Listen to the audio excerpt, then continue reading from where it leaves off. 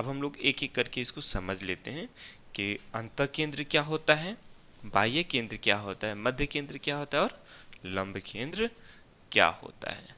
ठीक है, देखो ये हमारा त्रिभुज है, ये हमने क्या कर दिया त्रिभुज। क्लियर। इस त्रिभुज के ये जो आंतरिक कोण है, ये अंदर वाला कोण है ना, आंतरिक कोण का ये हमारा समद्विभाजक है। कोणों को समद्विभाजित करने वाला ये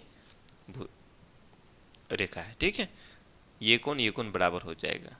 इसको हमने खींचा, उसके बाद एक इस कोण का समद्विभाजक खींचा, इस कोण का भी समद्विभाजक खींचा, ये दोनों कोण बराबर, ये दोनों कोण बराबर।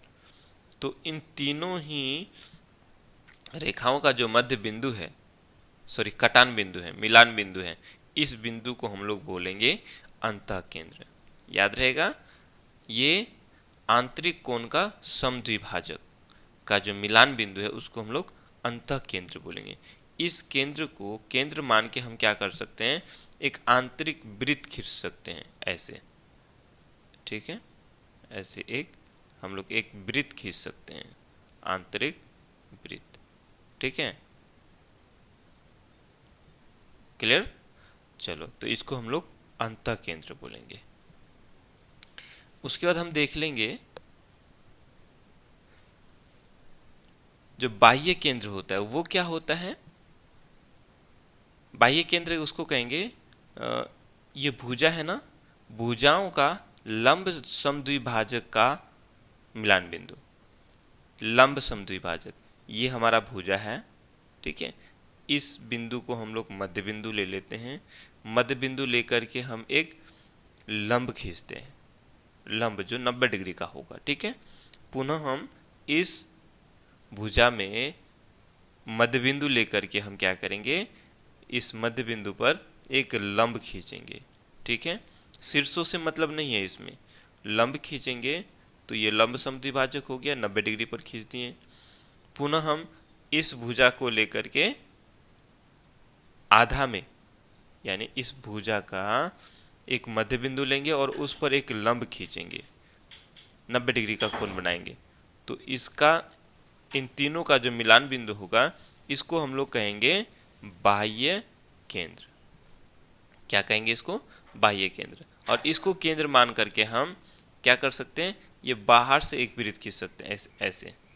ठीक है, जब बनाओगे ना तो बन जाएगा, ऐसे बन जाएगा,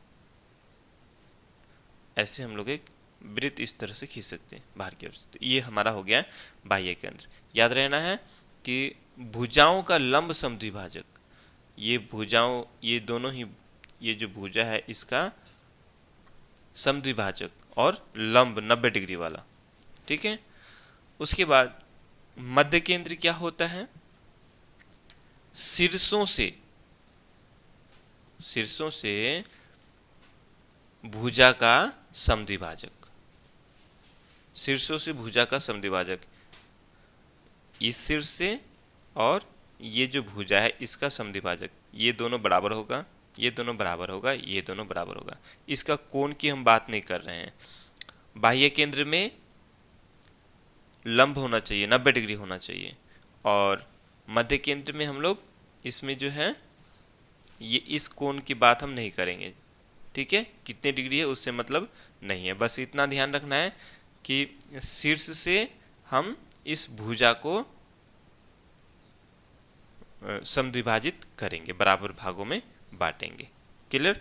तो ये हो जाएगा, ये जो मिलान बिंदु है ये हमारा मध्य केंद्र हो जाएगा। समझ में आया। मध्य केंद्र को हम लोग केंद्रक भी बोलते हैं,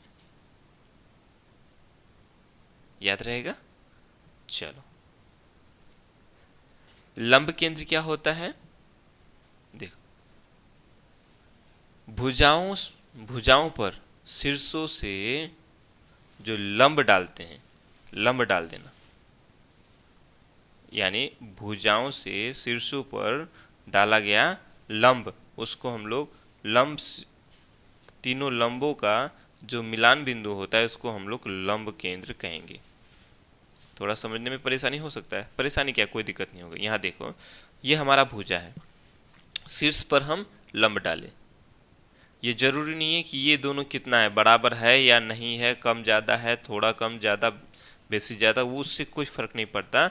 बस शीर्ष से हम क्या करेंगे, भुजा पर लंब डालेंगे। शीर्ष से इस भुजा पर लंब डालेंगे, मतलब 90 डिग्री का कोण बनाएंगे यहाँ। इस शीर्ष से इस भुजा पर हम लोगों ने 90 डिग्री का कोण बनाया, और तीनों जिस बिंदु पर मिला उसको हम लोग लंब केंद्र कहेंगे। कोई दिक्कत? समझ में आई बात?